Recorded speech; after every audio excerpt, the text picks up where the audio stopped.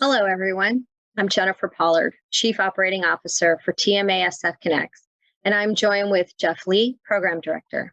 Today, we're discussing job seeking, soft skills, and an outlook of the workforce post-pandemic with McCall Staffing. For the past 25 years, TMASF Connects, a privately funded nonprofit, has on occasion struggled with staffing dilemmas, as have many businesses. And during that time, we have managed to reduce potential employment disruptions by working with our trusted employment service, McCall Staffing.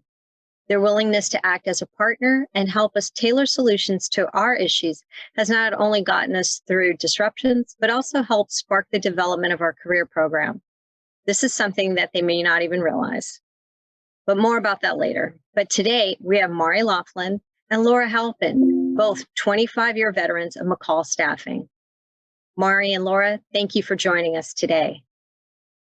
Thank you for having us. So let's start talking about longevity, loyalty, and leveraging a professional history into the vibrant resources for today. Our next segment we're going to talk about is the art of soft skills. Mari Laughlin is a senior manager, and Laura Halpin is the vice president for McCall Staffing in San Francisco. TMASF Connects has worked with McCall for more than 2 decades as employment needs and issues have arisen. We value our partnership with your firm and welcome you today. We're focusing on the art of soft skills, emotional intelligence, comportment, or business etiquette. However you describe the topic, it can make or break you. So let's begin. When queried, employers routinely cite soft skills as being essential for successful employment. Let's explore some facts of the soft skill set that is so desirable: clothes, behavior, and attitudes. When McCall first opened its doors, the world of hiring and job seeking was vastly different than it is today. Understanding the manner of dress and attire, the need for printed and polished resumes, strict protocol for job hunting, and other practices that look somewhat antiquated compared to our casual workplace of today. Can you please tell us which of these initial attributes have survived and framed a current day job search?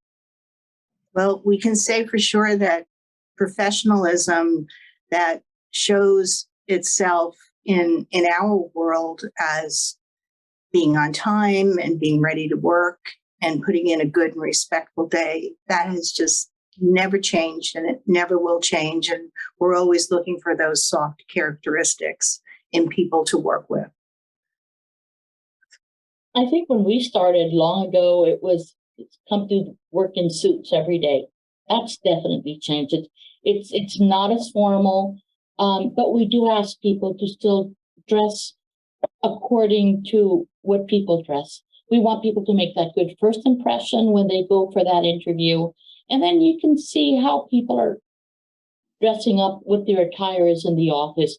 Business casual can mean so many different things in different organizations. It might be much more casual in a tech organization versus an organization where you're front-facing with customers on a daily basis. You really want to dress a little bit more for those type of positions. Building on that previous question of which practices have survived, could you please tell us about the criteria for soft skills of a typical San Francisco employer? And I think during an interview, that's really when the soft skills come out. You can't really put it on a resume, on a piece of paper, but when you're interviewing, especially the tech companies, they might ask you these really wacky questions. But with all industries, I think what they're trying to get at is, what are your soft skills? Do you have leadership skills, your integrity? How do you work under pressure? How do you work with a team?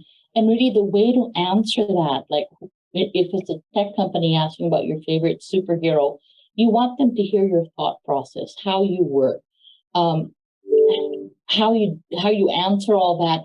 Tells them about your soft skills. Are you a leader? Are you a team player? That's when soft skills can come out. And I do think that people should probably come into an interview with instances and say, not just I'm resourceful, but say, this is what happened in our company and this is how I handled it. And those are the instances they'll remember during an interview, rather than someone just blurting out, I am resourceful. Another example of that would be to be prepared to say something that your supervisor said about you that is complimentary, or a coworker, a story around that. Thank you.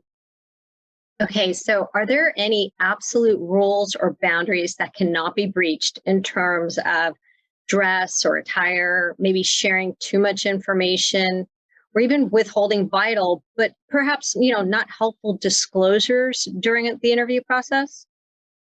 I think maybe sharing too much information, especially in that first interview, is not helpful. I think when you answer questions, people have to remember to answer questions in terms of the job, like that typical question, where do you see yourself 5 years from now or 10 years from now? You want to answer that in terms of the job. Some people get thrown off and talk about their family and what they want to do, but keep focus and answer in terms of the job. Also, let the interviewer lead with a small talk, I think, during an interview. And don't bring something up unless it's an absolute deal breaker, like I can't work Wednesdays or something like that. But otherwise, try and keep it as positive as you can. Okay. I think many professional interviewers too will ask if you need to be accommodated in any way on the job, or they may say, is there anything coming up in your schedule that we should know about? Prior to the pandemic, TMASF Connects ran a small series of events to discuss etiquette and proper behavior for coexisting in an office. In preparation for these events, our staff each reviewed a number of books about behavior and manners for the current workforce. Are there any tools or resources, books or videos that you would think would be of value to people either entering the workforce, changing positions, or trying to renegotiate their current responsibilities? There's a wealth of information out there with articles and blogs and in sites like Indeed, but there's also a hashtag Ask a Recruiter, where you can look that up in your favorite social media. It's on LinkedIn, as a matter of fact. One of our colleagues from Certified Creative Agency has that series going on in LinkedIn. You can find that in TikTok if that's what you like. You can YouTube, definitely, but those will just answer a lot of the short questions that you might have, and it really is so helpful.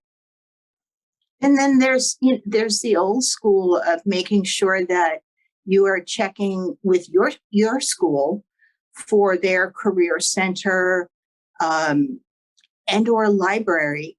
And there's a wealth of information there also. That wraps it up for our conversation with McCall Staffing.